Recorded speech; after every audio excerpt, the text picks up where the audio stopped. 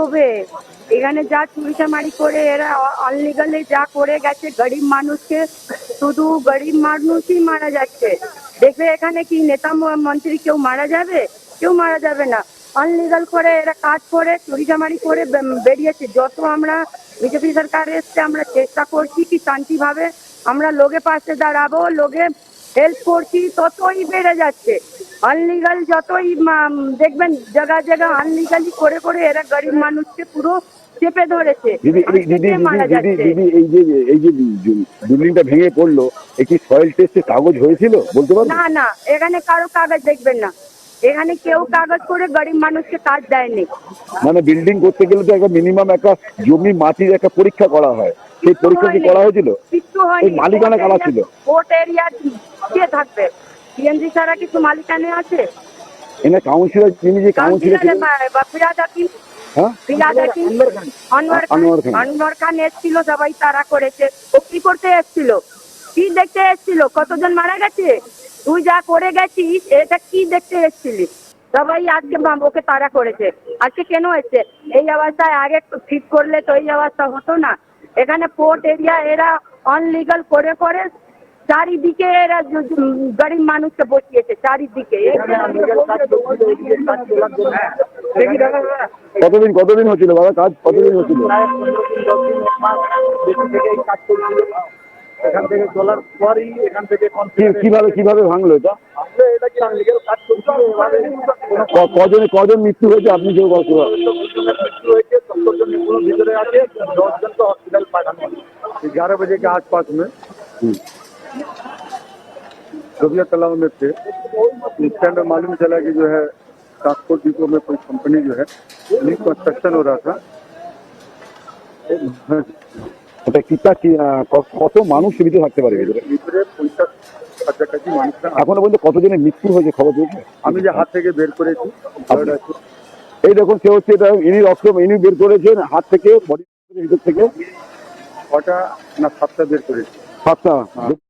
और हाँ 3টে মানে লাইট বের করেছি, যার পায়েটা ভেঙে গেছে।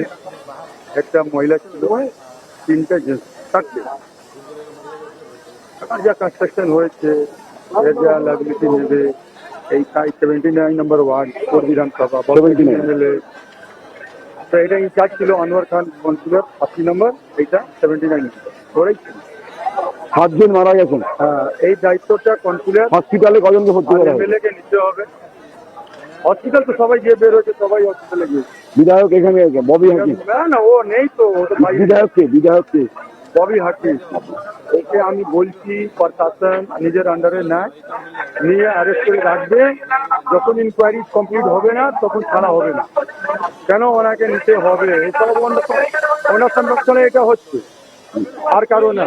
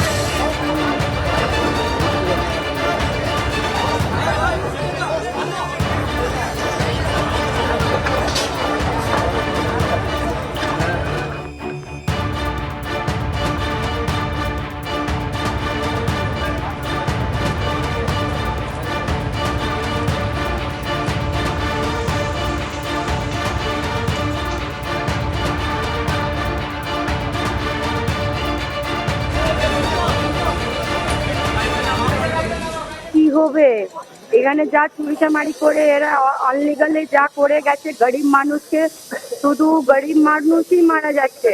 দেখবে এখানে কি নেতা মন্ত্রী কেউ মারা যাবে? কেউ মারা যাবে না। অনলিগাল করে এরা কাজ করে চুরিচামারি করে বেরিয়েছে। যত আমরা বিজেপি সরকার এসছে আমরা চেষ্টা করছি কি শান্তিভাবে আমরা লোকে পাশে দাঁড়াবো, লোকে হেল্প করছি, ততই বেড়ে যাচ্ছে। আনলিগাল যতই দেখবেন জায়গা জায়গা আনলিগালি করে করে এরা গরিব মানুষকে পুরো চেপে ধরেছে। দিদি দিদি মারা দিদি যাচ্ছে। দিদি এই যে বিল্ডিংটা ভেঙে পড়লো, একটি সয়েল টেস্টের কাগজ হয়েছিল বলতে পারবেন? না না, এখানে কারো কাগজ দেখবেন না। এখানে কেউ কাগজ করে গরিব মানুষকে কাজ দেয়নি। মানে বিল্ডিং করতে গেলে তো একটা মিনিমাম একটা জমি মাটির একটা পরীক্ষা করা হয়, সেই পরীক্ষা কি করা হয়েছিল? কিচ্ছু এই হয়নি। মালিকানা কারা ছিল? কোর্ট এরিয়া কে থাকবে? সিএনজি ছাড়া কিছু মালিকানা আছে? এখানে কাউন্সিলর, যিনি যে কাউন্সিলর ছিলেন, ফিরাদ হাকিম, হ্যাঁ ফিরাদ হাকিম, আনোয়ার খান। আনোয়ার খান এসেছিল, সবাই তারা করেছে। ও কি করতে এসেছিল? কি দেখতে এসেছিল? কতজন মারা গেছে? তুই যা করে গেছিস এটা কি দেখতে এসেছিলি? সবাই আজকে ওকে তারা করেছে।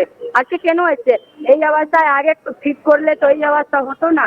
এখানে পোর্ট এরিয়া এরা অনলিগাল করে করে চারিদিকে এরা গরিব মানুষকে বসিয়েছে চারিদিকে। কতদিন হচ্ছিল বাবা কাজ? কতদিন হচ্ছিল? এখান থেকে চলার পরই এখান থেকে কিভাবে ভাঙলো এটা? এটা কি আনলিগাল কাজ করছিল। কজন মৃত্যু হয়েছে আপনি কেউ বলতে পারেন?